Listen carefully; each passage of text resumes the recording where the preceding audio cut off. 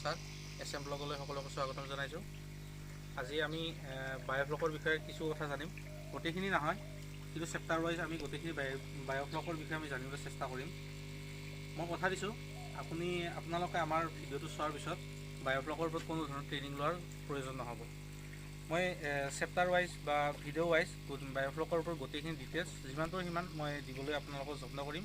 মই নিজে কৰি আছোঁ, যোৱা 2 বছৰ ধৰি মই বায়োফ্লকৰ বিজনেছখন কৰি আছোঁ আৰু বহুত আপোনাক লাখটকীয়া এখন বিজনেছ বুলি নকওঁ, কিন্তু আপোনাক চলি মেলি থাকিব পৰাকৈ ধুনীয়া বিজনেছ বুলি মই আজিৰ দিনত ক'ম। আপোনালোকে ইউটিউব চালে গম পাব, অসমত বুলি নহয় গোটেই সমগ্ৰ ভাৰততে ইউটিউবত বায়োফ্লকৰ ওপৰত বহুত ভিডিঅ' আছে, কিন্তু তেওঁলোকক মই দেখা পাই এটা বিষয়ত বেয়া লাগে। তেওঁলোকে ইউটিউব চেনেলটো খুলি তেওঁলোকৰ ওচৰত ট্ৰেইনিং লোৱাৰ ক্ষেত্ৰত বেছি পাকে প্ৰকাৰে আৰু জোৰ দিয়ে।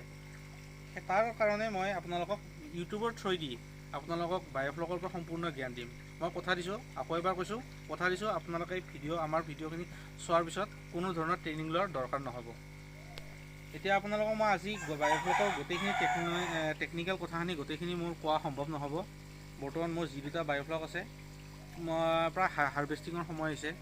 অহা 2-3 দিনৰ পিছত মই হাৰ্ভেষ্টিং কৰিম। গোটেইখিনি একেলগে নুলিয়াওঁ, কিন্তু 10-15 দিনৰ পিছত মই গোটেই 2টা টেংকি বৰ্তমান যি 2টা আছে, টেংকি 2টা খালী হৈ যাব। আৰু 10-15 দিনৰ পিছত মই নতুন ৱাটাৰ প্ৰিপেৰেশ্যন, নতুন পানীৰ প্ৰিপেৰেশ্যনটো দেখুৱাই দিম, প্ৰেক্টিকেলি দেখুৱাই দিম। লগতে মাছটো কেনেকৈ আপোনালোকে প্ৰথমে দিব, তাৰ খাদ্য কেনেকুৱাকৈ দিব, এই গোটেই ডিটেইলছ গোটেইখিনি A to Z মই আপোনালোকক দিম। আৰু যদি তাৰ পিছতো কিবা ডাউট থাকে, আপোনালোকে কমেণ্ট কৰিব আৰু মই এনচাৰ দিম। সেই বিষয়ে আপোনালোকে টেনশ্যন নল'ব। ফোন নম্বৰ দিম বাৰু, মই দৰকাৰ হ'লে, যেতিয়া মই দৰকাৰ অনুভৱ কৰোঁ। কিন্তু প্ৰথমে মই আপোনালোকে যি কমেণ্ট কৰিব, কমেণ্টত প্ৰশ্ন কৰিব, মই যিমান পাৰোঁ সিমান আপোনালোকক ক্লিয়াৰকৈ বুজাবলৈ চেষ্টা কৰিম। এতিয়া এটা টেংকিত বৰ্তমান 6000 পিচ আছে, যাৰ ওজন 12 কেজি আছিল। যেতিয়া মই ফিছ ছিট দিছিলোঁ তেতিয়া 12 কেজি আছিল। আজি অনুমানিক এটা বায়োফ্লকত মোৰ 3 পৰা 4 কুইণ্টেল হৈ গৈছে। আৰু মই মাছ দিছিলোঁ 4 জুলাই মানত দিছিলোঁ। আজি তাৰিখত মোৰ যিমান দিন হ'ল হিচাপ কৰি ল'ব পাৰোঁ কিমান দিন হ'ল, বহু বেছি দিন হোৱা নাই। ইমান দিনত মোৰ এটা মাছ 50 গ্ৰামৰ ওপৰত হৈছে আৰু 60 গ্ৰাম, 70 গ্ৰাম বা 100 গ্ৰামো হৈছে। গোটেইখিনি মাছটো মই উঠাই পেলাই চাব নোৱাৰোঁ, গতিকে মই চেম্পুল হিচাপে 2টা বায়োফ্লকৰ পৰা মই অলপ মাছ তুলি অলপতে চাইছোঁ, আপোনালোকক দেখুৱামে মই। গতিকে এটা বায়োফ্লকত মোৰ কিমান থকা বুলি ক'লোঁ, মোৰ এটা বায়োফ্লকত আছে 6000 পিচ, 12 কেজি, আৰু ইটোত আছে মোৰ 12 কেজি। 12 কেজি মই আপোনালোকে 1.5-2 মাহৰ ভিতৰত এটা মাছ 60ৰ এবভ হৈ যাব। আৰু বেছিখিনি মাছ 100 গ্ৰামৰ ওপৰত হৈ যায়, আৰু কিছু অংশ সৰু সুৰাটো থাকি যায়।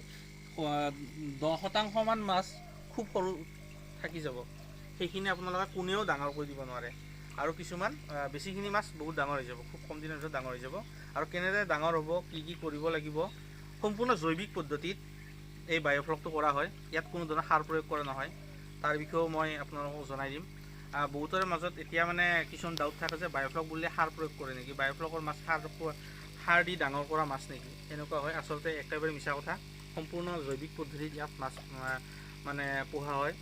আৰু মই আপোনালোকক পিছৰ পৰ্যায়ত জনাবলৈ চেষ্টা কৰিম কেনেকৈ ফিছ ছিটটো ভাল ফিছ ছিট আপোনালোকে কালেক্ট কৰাৰ যত্ন কৰিব। ছিটটো ভাল হ'লে আপোনাৰ বায়োফ্লকত কোনো ধৰণৰ সমস্যা নহয়।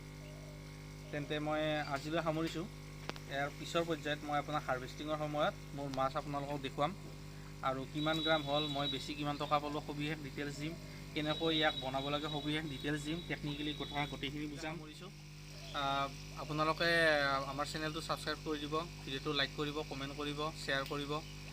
লগতে আপোনালোকে যিমানে মোক উৎসাহিত কৰিব, মই সিমানে আপোনালোকক ভিডিঅ'ৰে আপোনালোকৰ জ্ঞান যিখিনি আছে, যিখিনি মই দিব লগা আছে সেইখিনি মই দিবলৈ চেষ্টা কৰিম। ঠিক আছে, আজিলৈ আহোঁ, বাই।